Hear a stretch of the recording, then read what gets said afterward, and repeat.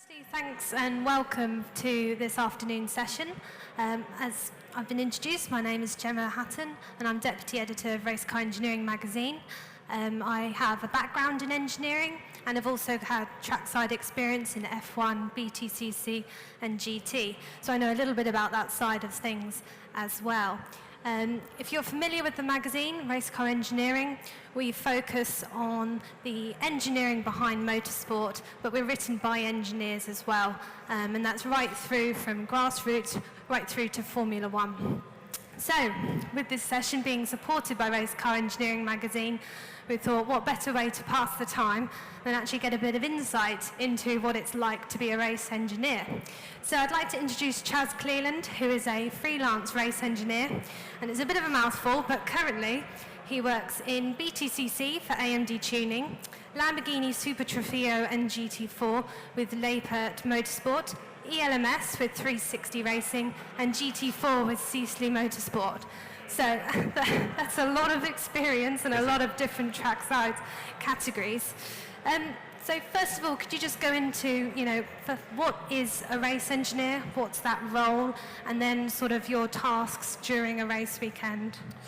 Yeah, good afternoon, everybody who's here. The main thing about being a race engineer is you're responsible solely for the performance of the vehicle that's out on track that weekend, but most importantly, the driver as well. So that ranges from a whole lot of performance analytics on the vehicle and the driver throughout the weekend, or maybe prior to and post weekend as well. Alongside that, and people don't quite recognise this from the outside, but it's also a lot of organisational tasks, making sure that every department of the team is working solely towards one goal to make sure the car rolls out for whether it be FP1 or FP2 in the optimum state and ready to go, really. So there's a lot of scheduling, a lot of run plans, a lot of management skills to knit together each different part of the team. We have tyre technicians who obviously work and look after our tyre department and make sure everything's prepped in that stage. We've got mechanics working nice and hard in the garage as well, with job lists and schedules. Everything needs to come together to roll out of the garage, as I say, in the optimum way, really. Because you look at the job title of a race engineer and you think, they've only got to worry about the race, but actually your role is worrying about the car, the team, the mechanics, the parts, and the driver. Can you go into a bit more detail as to how much energy sort of those kind of areas require, particularly maybe the driver, getting the driver in a good headspace to extract the maximum performance out of him or her? It's a bit of a juggling act, really. And to be honest with you, the busiest weekends of my season are British touring cars. We've got 6 sessions over 2 days, and they're quite tightly packed into the schedule as well to make sure that we're on track as much as possible for the spectators. What that means is that we've got 2 free practice sessions, 40 minutes each, in which we have about an hour and 20 minutes in between the session to analyse tyres, analyse data, check that the car's okay, create some sort of schedule for the mechanics to make sure the car is ready for the next session, as well as make setup improvements, make sure that we're on top of the powertrain stuff as well. Silly little things like changing gear ratios, changing the gear cut on the gearbox, all needs to be analysed post-session. So there's a lot of, as I said before, it's a lot of tying those different parts of the team together, from our data engineer, performance engineer. The driver itself obviously needs to be coached as well, which is something that we have to do a lot of during the weekend. Just finding half a tenth here and there in each corner suddenly adds up to quite a bit of lap time. So there's a lot of different roles. It's very much a juggling act, and sometimes you have to not give certain personnel in the team enough time that you should do. But as I say, it's a case of keeping everyone happy, everyone focused, and being as efficient as possible as a team, really. And the engineer's task is actually only about, and it's what I tell a lot of people who wonder what I do as a job, the race engineer's role is actually only about 50% engineering. Yeah. It's about 50% management as well. So the management side is massive, and it's a busy role, busy weekend, no matter which series you're doing. But it's definitely a good one because you feel very responsible for the performance of the car, and I think that's really important. So taking a race event, and we'll take BTCC as we've just had a previous session on that, can you run through sort of as roughly as you can the kind of prep you're doing before you even get to the track, and then the kind of tasks you have on, you know, a Friday, Saturday, Sunday, how they change between practice, qualifying and the race? Yeah, so prior to any race weekend, we're trying to do as much prep as possible, really, whether that be the circuit, the race series, the team, the car, and the driver as well. So in terms of the driver, we're trying to look after and give him as much preparation as possible that he needs to put into, or she needs to put into, before the race weekend. So that could be the likes of sending through data reports as to what to expect through the weekend, looking at previous events, not just in terms of data and driving, but actually in terms of the race strategy, i.e. British touring cars, which tyre seems like it's the favourable one going into the Sunday, and how we need to approach that. So there's a lot of stuff we need to sort of prepare the driver with. Alongside that, we've got work schedules in the workshop for the mechanics who are working hard every day of the week in between race events. You've got the likes of schedules actually for the weekend, so preparing the team schedule for the weekend for the car is obviously really important, and making sure the guys get all the tasks done, ready for each session, and preempting anything that might go wrong or any changes that might need to be made. Alongside that, you've also then got your own preparation as an engineer, so we need to run through some kind of setup plan and proposal. What I roll out for in FP1 will be probably quite different to what I end up with at the end of Saturday in qualifying. So yeah, sort of preparing the direction in which you could go in with the car setup, alongside some different routes which you might end up exploring throughout the weekend is really important. And they're never set in stone.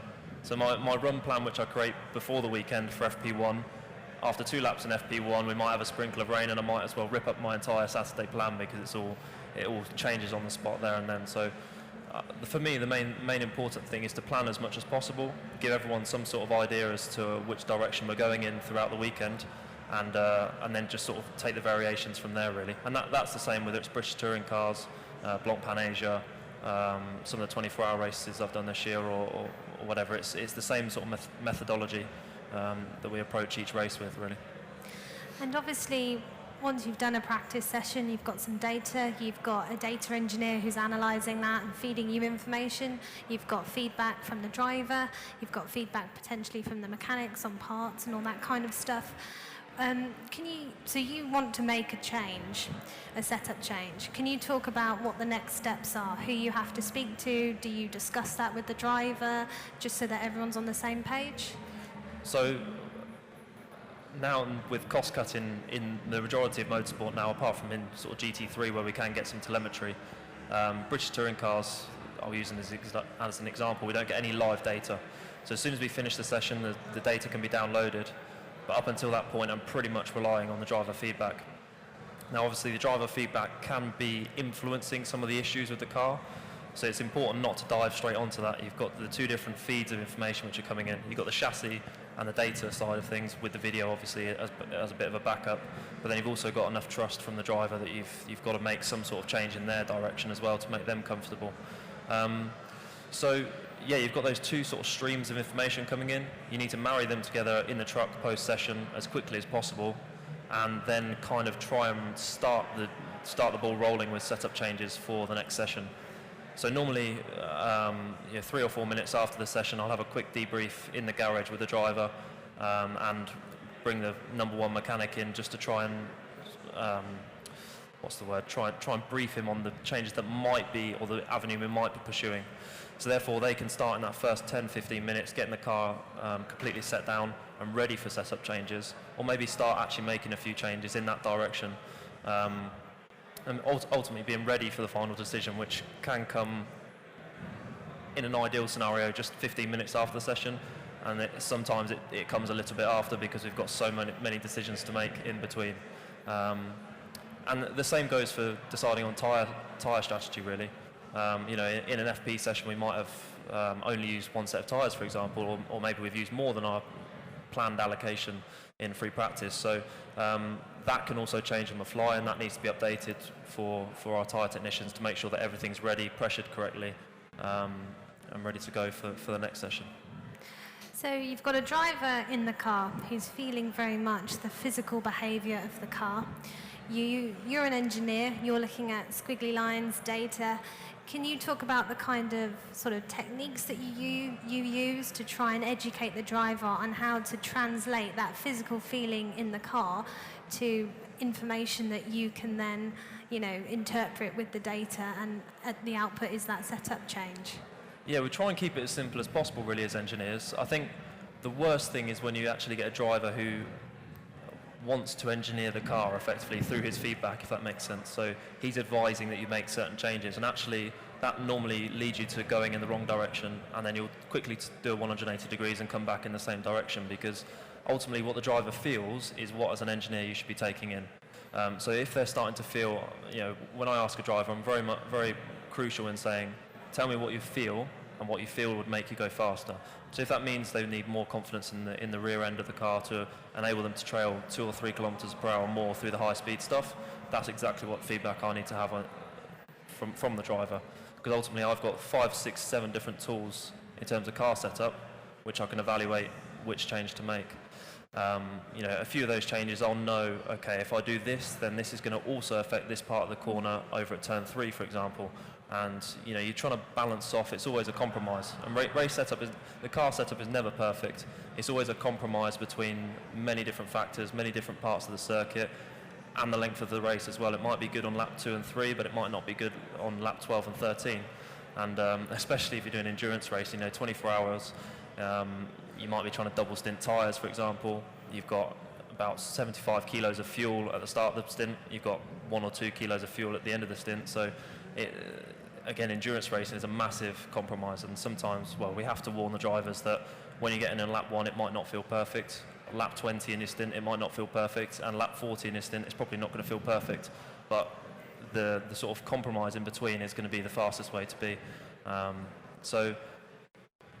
back to your point, from a driver's perspective, it needs to be feedback in terms of what they feel, not what they advise doing. And then as an engineer, your success is judged on how well you interpret that in your own sense and what changes you make and whether it helps. And do you get them to rank either the sort of severity of that feeling, or when they come back, and as some drivers do, they have 10 problems and they want you to fix all of them, but in such a tight schedule, do you get them to rank, right, what is your top 3 ones that you think are going to help? I think the most key thing that I've found is that every single driver is different. So I've worked with, as I say, I've done 30 race weekends this year and many different teams and series and everything. 50 plus drivers I've probably worked with this year, ranging from completely amateur, haven't done much experience and simply coming here for the enjoyment of driving a Lamborghini, all the way to British touring cars, running Mark Blundell, ex-Le Mans and IndyCar winner. So the range of feedback is quite high. Mark Blundell gives fantastic feedback, and he's very experienced in what he's done in Formula 1, being Ayrton Senna's teammate, etc. And that's a very different set of feedback that I get from a gentleman driver in a Lamborghini. So in terms of that, it ranges. Certain drivers have certain ways about putting down their feedback effectively. Some would not really want to give you much feedback because they don't really understand the car fully. So with an amateur driver, you're more looking to give them feedback as to how they should be driving the car, or maybe we can do this just to help you with this part of the corner. However, on your more professional standard with, for example, Mark Blundell this year in touring cars, it was a case of, here's a track map, explain. And Mark would give me some incredibly good feedback, all drawn and written down on the track map. But as I say, some drivers like filling out predetermined sheets with severity, corner numbers, high speed, low speed, understeer, oversteer, that kind of thing. Different approaches work with different drivers, and that's really key. So you touched on the variety of drivers and the variety of cars and categories that you race in one single season. I think your job particularly is quite tough because you're picking and choosing between a whole variety. Is the different drivers probably the biggest difference between GT4, BTCC, or what's sort of the biggest challenge for you racing, engineering all of those types of cars? The biggest challenge, there's a difference really, because you've got the cars themselves, which at the end of the day have 4 bits of rubber which stick into the circuit. And so as an engineering challenge, yes, they have different characteristics, but ultimately it's the same thing which you're aiming to improve. Alongside that, you're jumping car to car, but also when jumping car to car, you're jumping championship to championship. So very different series, different regulations, different strategy and sessions. Might be an endurance race one weekend, some sprint racing the next weekend. So that, again, is a different approach you have to take to each different weekend. Also, I'm working different teams every weekend as well. So it might be a language barrier, there might be a different way of working in a certain team. So there is a different approach for each of those, and it's sort of a matrix as to find what works where, really. But it's tricky. You've got to just crack on, do your own job, make everybody happy, and keep everyone happy as well. I think that's really important as well. So in terms of strategy, going from a BTCC race to a 24-hour race, you've got one car that you've got to set up to accommodate several different drivers, different conditions, track temperatures. You get a whole variety within 24 hours. Can you talk a little bit about that and the challenges for a race engineer, as well as just staying awake for 24 hours? Well, it's actually more like 38 hours once you get to the track for 8 a.m. and end up leaving after packing up at 8 p.m. the following day. So, yeah, it's very different, very different. You've got to, and again, it's not so much just throwing a setup at it and fine-tuning the little bits. You've got a lot of testing. Ultimately, you want to qualify on pole, and you need to be at the front of the grid in an endurance race to try and pull away. That's the best way for strategy, to pull away in the first stint or two, and then control where you go with the race and the strategy from there. But on the swap side of that, you don't really have much time to optimise for qualifying in an endurance race, because the whole race is decided on your long run pace. And ultimately, the better your long run pace is, the more fuel you can save. The more fuel you can save, the more window opens up in terms of strategy. So it is a different approach compared to the sprint racing. But again, it's the same type of response you need. You get some feedback from the driver, you're looking at data, you're trying to improve the car in terms of long run. So, for example, I'll be looking more into tyre degradation on an endurance race weekend than I might be a British Touring Car event. British Touring Car event, I'm more looking at the wear pattern and the more characteristics of how we're using the tyre, rather than the actual wear rate, as it were. So it's a different set of challenges, but they're all characterised by the same sort of goal, effectively. And so realistically, once you get the grasp on that mental stage of how to approach it, I think it doesn't really affect too much different. The goal's slightly different, but in terms of approach, it's pretty much the same, to be honest with you. Methods as well. Okay, and then talking about the life of a race engineer, can you name one thing that you love about it and one thing that you hate? Well, the reason I am a race engineer in the first place, and always wanted to be, is because I wanted to be a racing driver from the age of 4. That's usually the way, isn't it? And ultimately, the closest I could get to being a racing driver without being a racing driver and spending a lot of money was to be a race engineer. So I went to university and studied, and ended up coming out the other side as a race engineer. And the reason I love it is because of the responsibility. So I have the responsibility over the performance of that car for the whole weekend. Ultimately, it's a good thing, because normally, well, I'd like to say, touch wood, that it goes well, and that I'm responsible for getting everybody in the same direction, and everybody's succeeded for a weekend. But ultimately, when it goes wrong as well, I actually take quite a big satisfaction in being able to stick my hand up and say, look, this is what we did wrong here. I think, long story short, is I enjoy the responsibility of it, and I think being able to make a difference and that sort of thing is really enjoyable and rewarding. Things I don't like about it, probably the responsibility, because it works in the opposite way as well.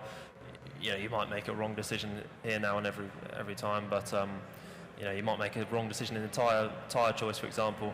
British Touring Cars last round at Brown's GP was tricky weather conditions, changeable in both race 1 and 2. I advised the driver on which sort of strategy I thought we should go down. And in hindsight, I look back at that and hate that moment, because I should have said no rather than advising not, because we chose to do something that was incorrect in terms of changing to the wet tyre, and yeah, you look back on those moments, and those are the moments where you think, I really did not like that, because I wish I could have rewound that day and started again. But again, it's down to the responsibility. If you thrive under having the responsibility and doing well with it, then it's really enjoyable. And it's usually those moments that you learn the most, and then you can catch that when you find yourself falling into a similar trap at another racetrack. Yeah, it's exactly that. And again, it overlaps from all the different series as well. It's not just I learned some things in British touring cars, and I take that in my British touring car career. I'll learn something one weekend in British touring cars, and I think, well, actually, I could put that into play in a GT race sometime, or on a GT car, or even a prototype in LMP3. So it's a completely different set of, as you said before, a different set of categories and everything, but everything overlaps into one main goal, which is engineering a race car and a race driver, and that's what it boils down to, really. And you touched on that responsibility, and in my personal experience working at Manor F1, I was the only one on tyres for half the season, and having that amount of responsibility developed me personally, but also professionally, hugely in my knowledge. You look at, talking about a 24-hour race, when you look at a WEC team such as Toyota, they have effectively armies of tyre, race, data strategists. In the sort of smaller, lower down categories, you obviously have a huge responsibility because you are doing tyres, strategy, setup, and everything else. And could you just sort of talk about, just the kind of things you have to juggle, really? A lot. Yeah. Yeah, as I say before, especially in British touring cars, which is probably the most professional you can get in British motorsport. It's probably a little bit on the edge to say that, to be honest with you, but a lot of people who work in the British Touring Car Championship paddock will say that British touring cars is pretty much the pinnacle of British motorsport in terms of professionalism. And I think, being able to, having to juggle the tyre life, tyre strategy through the weekend, and ultimately being your own tyre engineer, plus being a performance engineer, working alongside my data engineer, is cool. And as I say, it's more responsibility, and that is the bottom line to it. It's more enjoyable because I've got a lot more job tasks to do. Everybody has a lot more job tasks to do, and being solely responsible for the performance of the car through looking at the analytics of the car through data, video is brilliant. And as you said before about working in Formula One, that's something that doesn't actually attract me. Formula One, you have a whole host of engineers working towards the same goal, splitting up that responsibility into sort of micro chunks, as it were. In British touring cars and with the GT work that we do, you don't get the chance to split up that responsibility and give it to somebody else. It's a case of this is your responsibility, and you have to find time in the weekend to do that analysis and give that response. And as I say, for me, that's more rewarding. And I wondered if you could take us through your sort of career journey, because you've mentioned when we were talking before that you actually started off with mechanicking and getting up a bit more practical experience. I think it's crucial. I started off I think when I was 13 or 14, just literally washing tyres at a brick car 24-hour race. And starting there is crucial. You've got to have that experience, I think. When you come up to become a data performance engineer, you don't really get exposed to having your hands on very much, apart from if you're doing some systems work inside the car, helping out with a bit of wiring, etc. So you don't really have that full experience if you just jump in there as a data engineer or performance engineer. And I think having that hands-on experience when I was younger is definitely crucial to being what I am today and having the understanding of different parts of the car. And also, if we have a big shunt in British touring cars and we only have an hour to turn it around, I can jump in there on the spanners. So it's I started washing tyres and prepping tyres in lower formulas, went up through mechanic, being a number 2 mechanic, number 1 mechanic, before then going to university as a motorsport engineer. Whilst I was there, I was doing some data engineer and performance engineer work, and then as soon as I came out of university, I managed to find myself a race engineer role for the following season, and that's where we've stayed for the last 2 or 3 years now. So. And freelancing for several teams, how do you go about getting that kind of work? Is it just a reputation thing? Well, it's interesting. It's something you don't. Well, I definitely didn't get touched on in university. Is that freelancing is an option, and going and working for a team for a weekend is an option. And it's not so much a full-time job. You're never going to find a full-time an engineer role in the lower end of the touring car paddock, for example. But being a freelance is the way to secure yourself a good salary through a year, do a vast range of engineering jobs, from, as I say, GTs to prototypes to touring cars like I'm doing this year, filling up your calendar, getting loads of experience, and it's busy. So as I say, 30 race weekends this year. It's been really, really busy. Lots of test events midweek as well. Trying to find time on the plane on the way back to prep for your next event, or maybe send a setup for the previous from the previous race or something like that is difficult. But yeah, freelancing for me is much more enjoyable because you're always busy, you're always on the edge, and as I say, there's loads of different challenges. And you mentioned your practical sort of experience and knowledge is sort of helping you now as a race engineer. Could you name maybe 2 or 3 other things that you think are really vital to be a successful race engineer? Communication, that is completely key. So at university always teaches you a lot of life skills in general, but one of them is definitely communication. And I think if you can communicate with people well, and you're sending, good amounts of emails, CVs, and phone calls to team managers and people like that, then that's the way to start communicating with teams and getting yourself freelance roles. And the other one is just team spirit. You've got to be a likable person to act well in a professional motorsport team. And yeah, those 2 things are almost more important than being a good engineer, I think. Because you have to have some authority, because you are ultimately telling very experienced mechanics what to do, very experienced drivers how to drive, but you also need to be the team's friend as well. So the sort of social politics within a race team can be quite tricky, particularly when you're chopping and changing between 4 different race teams and categories in one season. As I say, you have to be likable, because you can't tell the mechanics 10 minutes before the session, actually I've got a slightly big car setup change to make for the next session. They're not normally very happy with that. So you've got to, if you're on their side and they understand the cause, they understand the direction, they understand what it's going to give them in terms of result as well for the car, then as long as you can make that sort of impact on them, then everybody again works together for the same goal. So yeah, it's a case of being likable, it's a case of keeping the morale up in the team all the time, and as a race engineer you're communicating with these different sectors all the time, and you have to keep that morale going throughout the team. You help them, they'll help you, and that's the way I try and tackle it, really. And then a sort of final question really is, any advice, I mean, you still say, you're still very young, but you've done a lot of experience with a lot of race teams in that time. Is there any sort of pointers or bits of advice that you'd like to give to people who are thinking about a career in race engineering, people who are undergraduates at university?